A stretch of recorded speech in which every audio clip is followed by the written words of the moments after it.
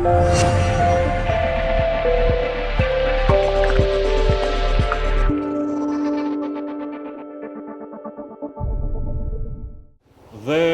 më e pakta që do të mund të bënim ne si institucionet të Kosovës është që t'ja kushtonim një seancë të jashtëzakonshme gjendjes atje, për arsye se ajo që kemi parë është të tmerrshme.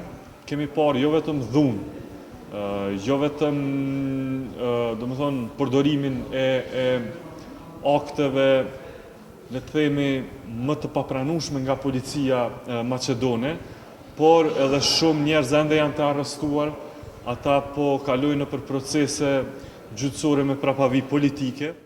Ne në këtë seancë kemi menduar që t'i kërkojmë llogari edhe Skënder Hysenit, që është ministri i punëve të brendshme, për të sqaruar atë deklaratë, cilën ua ka dhënë mediave, se ai e ka informacionin e nevojshëm, por nuk dëshiron që atë ta ndajë me publikun. Kjo sjellje është e papranueshme për një zyrtar qeveritar. Mazhoranca LDK-PDK e ka kthyer institucionin e Kuvendit të Republikës Kosovës në një institucion të pandijshëm ndaj interesave tona kombëtare. Kjo mund të vërtetohet me veprimin e tyre të sotshëm.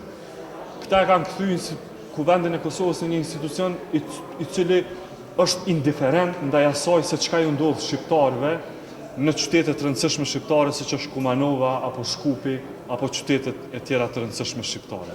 Ne nuk guxojmë ta kthejmë Kuvendin e Kosovës në një institucion indiferent ndaj asaj që ndodh me shqiptarët vetëm disa dhjetra kilometra larg vendit tonë.